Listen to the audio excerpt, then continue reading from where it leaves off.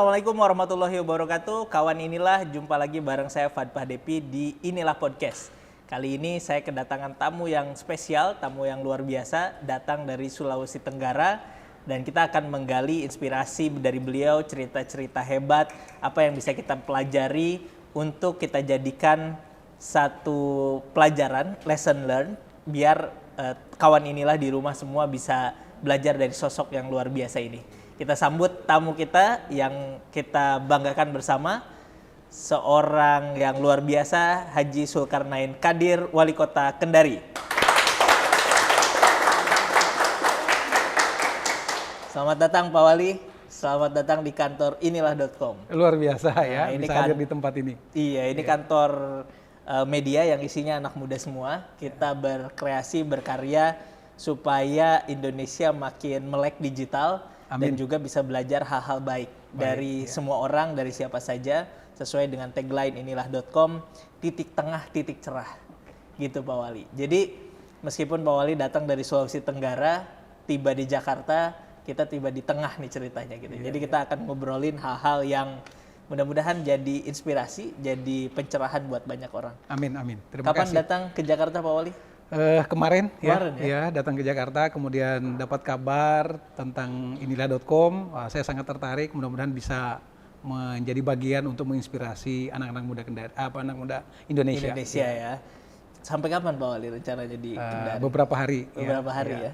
Ini agenda dinas atau ada acara keluarga atau sedang cari inspirasi aja ke Jakarta gitu? Menyelesaikan tugas-tugas ya, karena kan pemerintah daerah nggak bisa lepas dari pemerintah pusat, sehingga kita terus berkoordinasi melihat peluang-peluang yang bisa kita lakukan untuk kita bawa ke daerah. Ini kan anak-anak muda, kawan-kawan inilah yang nonton podcast ini mungkin bertanya-tanya ya. Mereka kalau ketemu sama orang hebat dari berbagai profesi gitu ya, di keseharian sering ya. Tapi kan kalau ketemu bupati, wali kota ini jarang-jarang. Sibukan wali kota itu apa sih sebenarnya? Ya untuk jadi wali kota, maksud saya sekarang itu kan kita harus merubah mindset ya. Berbeda dengan pejabat dulu.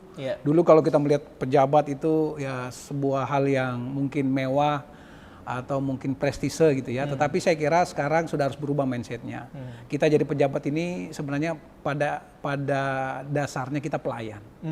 Bagaimana kita melayani masyarakat. Tugas kita bagaimana masyarakat terpenuhi kebutuhan hidupnya, bagaimana mereka bisa menjalani aktivitasnya dengan lancar, dengan mudah, dan bisa memenuhi kebutuhan hidupnya. Itu tugas kita. Tapi banyak kan anak-anak muda yang pengen jadi pejabat gitu, jadi wali kota, jadi bupati. Kenapa? Harus. Karena ada ajudannya gitu, terus kalau makan udah disediain gitu, terus kayaknya kalau di kantor tinggal nunjuk-nunjuk perintah-perintah. Emang gitu ya kalau jadi wali kota itu?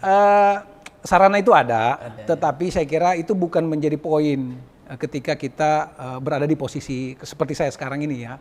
Sekali lagi seperti saya sampaikan, prinsipnya kita harus menyadari bahwa kita pelayan. Kita harus bisa hadir untuk memberikan manfaat bagi masyarakat. Jadi harus seperti itu mindsetnya, karena kalau kita hadir sekedar untuk menikmati privilege itu, saya kira banyak tempat lain yang bisa kita menikmati hal itu. Jadi pengusaha misalnya dan seterusnya.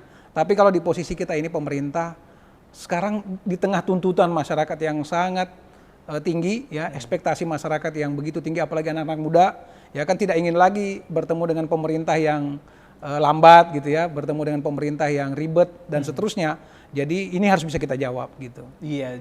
Tapi Pak Wali pernah memang bercita-cita jadi wali kota? Sama sekali tidak. Jadi pejabat? Sama sekali tidak. Gimana ceritanya bisa akhirnya terjun ke politik gitu ya, betul. Kemudian berproses, ada pilkada dan lain sebagainya, dan terpilih menjadi wali kota? Iya, awalnya saya kalau ditanya seperti ini, ya saya selalu menjawab saya sebenarnya tersesat di jalan yang benar. Waduh, gimana itu? Jadi boleh juga sih tersesat jadi wali kota, banyak juga kayaknya yang mau tersesat. Iya, jadi dulu ketika mahasiswa ya, tahulah kita kemudian aktif di kampus, berbagai organisasi, baik intra maupun ekstra kampus, kita aktif, dan kemudian setelah selesai kampus, ya kita tetap menjaga idealisme kita. Kebetulan saya selesai kampus, terpilih jadi anggota DPR. Di Kota muda Kendari. sekali dong. 24 tahun waktu 24 itu. tahun. Wah, Saya terpilih jadi anggota kawan inilah DPR. 24 tahun lagi Iya. ngapain ya? Mungkin nih Hafiz nih masih rebahan gitu. Nah, seperti itu. Dan disitulah kemudian saya pertama kali mengenal dunia politik. Dan sebelumnya saya termasuk yang mungkin seperti teman-teman anak muda sekarang merasa bahwa kenapa sih harus masuk politik? Politik itu kan kesannya kita masuk ke dunia yang hutan rimba ya. Segala dihalalkan, kemudian tempat yang katakanlah kotor dan seterusnya ya, yang tidak diinginkan oleh anak muda. Tapi ada satu yang membuat saya waktu itu sadar. Saya bertemu dengan seseorang yang saya pandang cukup untuk saya dengarkan, dan dia nasihatkan saya seperti ini. Kalau anak-anak muda yang merasa punya idealisme, yang merasa punya cita-cita untuk memperbaiki negara ini, daerah, dan memilih untuk tidak terlibat dalam politik, jadi apa daerah kita? Betul. Jadi apa negara kita? Ya tentu akan diisi oleh orang-orang yang tidak punya idealisme kan seperti itu. Dan itu tentu kita tidak inginkan. Dan kita tahu bahwa negara kita ini kan kepemimpinannya lahir dari politik. Betul. Kita sudah memilih negara kita dengan konsep demokrasi. Dan kita tahu konsep demokrasi pilarnya ya politik. Nah, kalau kita anak-anak muda tidak mau atau kemudian menjauh dari politik, ya siapa nanti yang akan mengisi?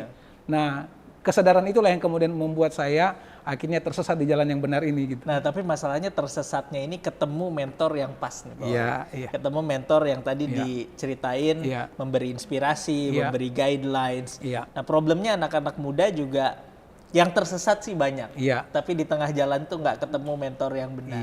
Kira-kira ada tips nggak? Gimana caranya supaya kawan inilah di rumah bisa sambil tersesat itu, kalau tersesat tuh mencari mentor yang benar gitu.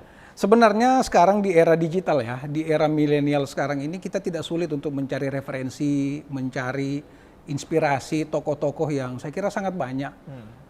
Tingkat nasional banyak, Bung Karno ya saya kira menjadi inspirasi kita. Beliau di usia sangat muda saya kira sudah menjalani proses politik yang luar biasa kan.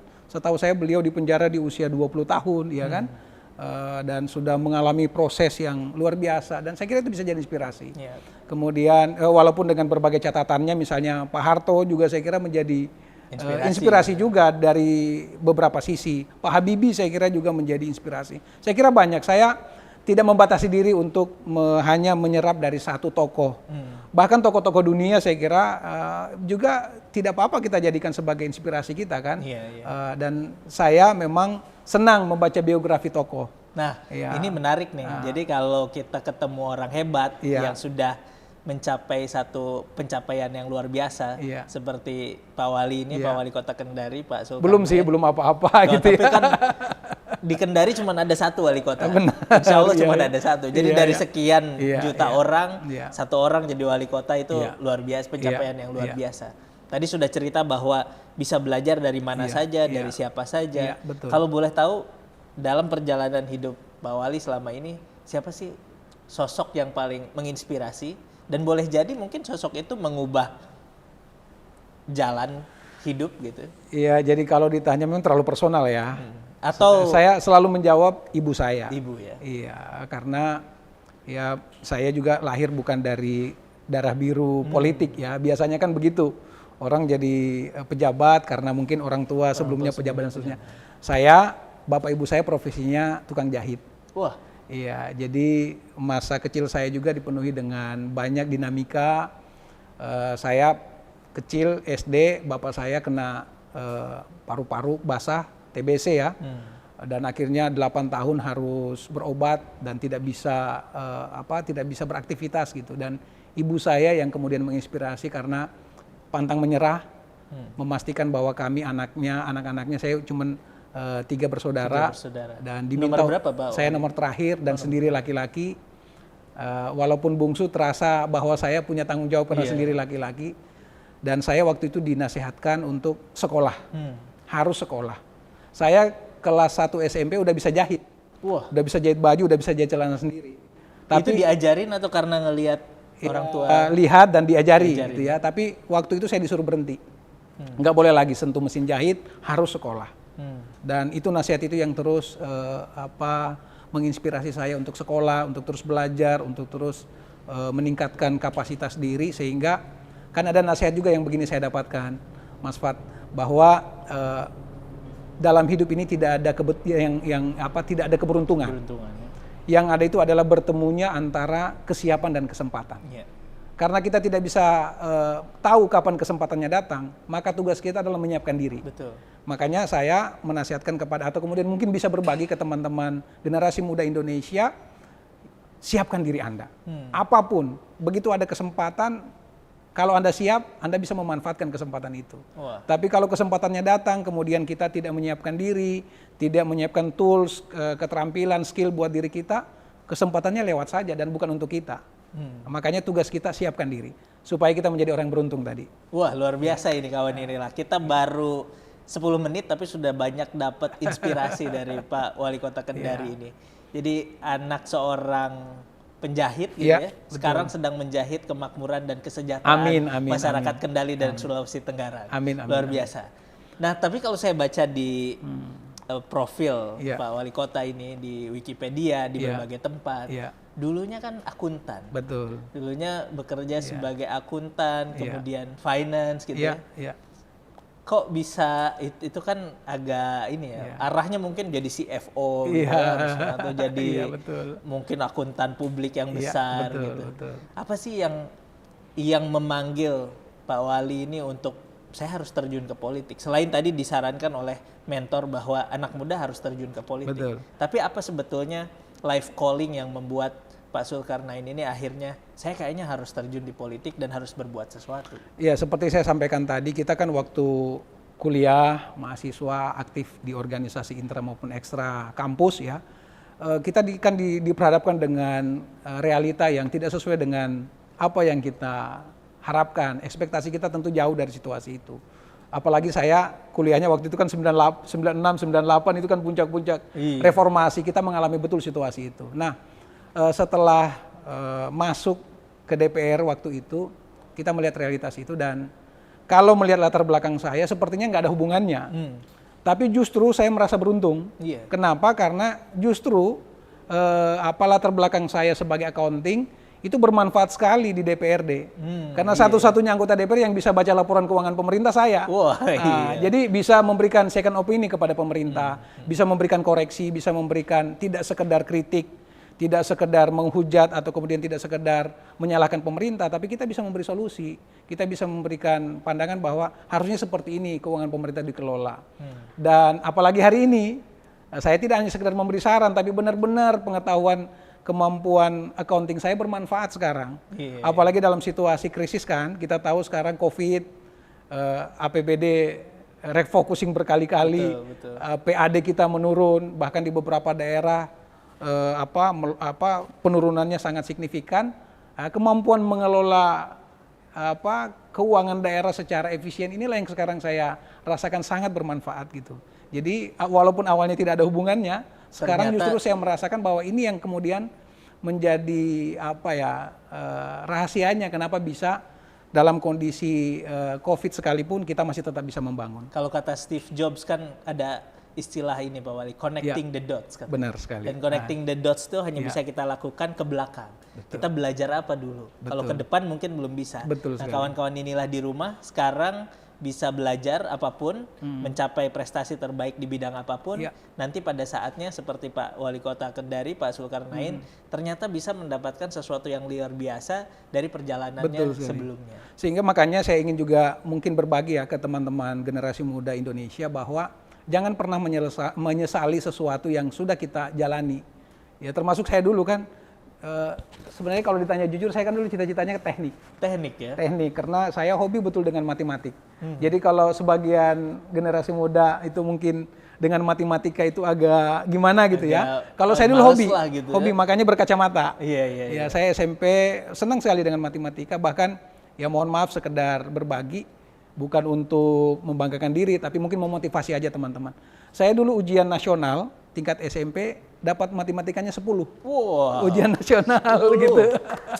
Jadi itulah yang kemudian makin membuat saya senang dengan hitung-hitungan.